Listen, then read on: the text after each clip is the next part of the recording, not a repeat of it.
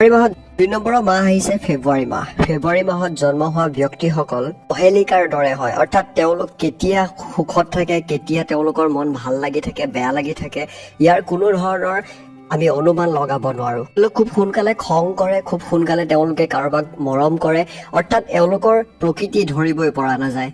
ফেব্ৰুৱাৰী মাহত জন্ম হোৱা ব্যক্তিয়ে ভৱিষ্যতে নিজৰ পৰিয়ালৰ দায়িত্ব নিজৰ কান্ধত লয় আৰু তেওঁলোকে ঘৰৰ পৰিয়ালৰ সুখ আৰু দুখৰ ক্ষেত্ৰত নিজৰ যি অংশ আছে সেয়া খুব ভালকৈ দিব জানে। ফেব্ৰুৱাৰী মাহত জন্ম হোৱা ব্যক্তি খুবেই বেছি বুদ্ধিমান হয়। নিজৰ লক্ষ্য প্ৰাপ্ত কৰিবৰ বাবে বহুতে বেছি কষ্ট কৰিব পাৰে আৰু নিজৰ লক্ষ্য প্ৰাপ্ত কৰাৰ অৰ্থাৎ নকৰালৈকে তেওঁলোকে যথেষ্ট কষ্ট কৰিব পাৰে। ইয়াত তেওঁলোকে বেলেগৰ সহায় লোৱাটো বহুত বেছি ভাল নাপায়।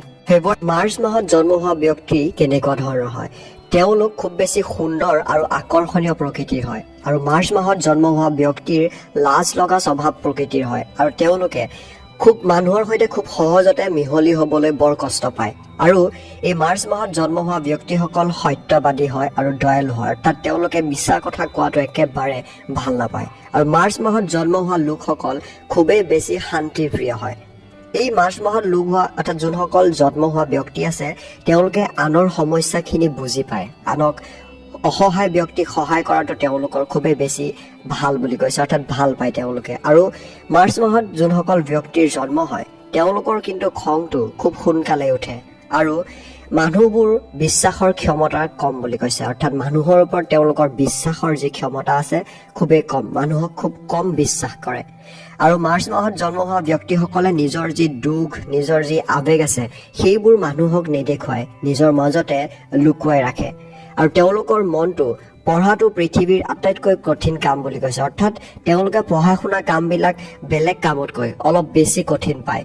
আৰু এই মানুহবোৰ সতৰ্ক হৈ থাকে যে মানুহৰ কোনো কাৰণতে যাতে তেওঁলোকে বেয়া নাপায় আৰু মানুহৰ বিষয়ে যদি কোনোবা এটা ক্ষেত্ৰত বেলেগ এজন মানুহৰ প্ৰতি তেওঁলোকৰ মনত কিবা এটা ধাৰণা বনাই লয় আৰু সেই মানুহজনৰ প্ৰতি সেই ধাৰণাটো তেওঁলোকে খুব অৰ্থাৎ সলনি কৰিবলৈ খুবেই বেছি কঠিন পায়। এপ্ৰিল মাহত জন্ম হোৱা ব্যক্তিসকল কেনেকুৱা প্ৰকৃতিৰ হয়? এপ্ৰিল মাহত জন্মগ্ৰহণ কৰা লোকসকলৰ ব্যক্তিত্বৰ ভিন্নতা দেখিবলৈ পোৱা যায়। এই লোকসকলে বেছিভাগ পৰিস্থিতিতে নিজক খাপ খুৱাবলৈ চেষ্টা কৰে আৰু এই এপ্ৰিল মাহত জন্ম হোৱা ব্যক্তিসকল ধেমেলীয়া আৰু পৰিৱেশটো খুব বেছি হাঁহিমুখৰ বা পোহৰ কৰি ৰাখে, অৰ্থাৎ কোনো এটা পৰিৱেশত যদি তেওঁলোক থাকে সেই পৰিৱেশটো খুবেই বেছি হাঁহিমুখৰ হৈ পৰে। আৰু এই মানুহবোৰ খুব বেছি জেদী স্বভাৱৰ আৰু আনৰ লগত নিজৰ কথা ক'বলৈ অৰ্থাৎ নিজৰ কথাখিনি তেওঁলোকে ভাগ বতৰা কৰি ইমান ভাল নাপায়। প্ৰতিটো বিষয়তে তেওঁলোকৰ মতামত তেওঁলোকৰ বাবে সঠিক বুলি তেওঁলোকে বিবেচনা কৰে, অৰ্থাৎ নিজৰ কথাটোৱে তেওঁলোকে সঠিক বুলি ভাবে। আৰু এই মানুহবোৰ শান্ত স্বভাৱৰ হয়। আনৰ প্ৰতি তেওঁলোকৰ বহুত মমতা দেখিবলৈ পোৱা যায়, তেওঁলোকৰ দয়া মমতাখিনি বহুতে বেছি দেখিবলৈ পোৱা যায়। আৰু এই মানুহবোৰ সৎ, একে সময়তে তেওঁলোকৰ আত্মবিশ্বাসো আচৰিত বুলি কৈছে, অৰ্থাৎ তেওঁলোক সদায় সৎ পথত থাকে আৰু তেওঁলোকৰ নিজৰ ওপৰত যোনটো বিশ্বাস কোনো এটা কথাক লৈ কামক লৈ সেইটো খুবেই বেছি দেখিবলৈ পোৱা যায়।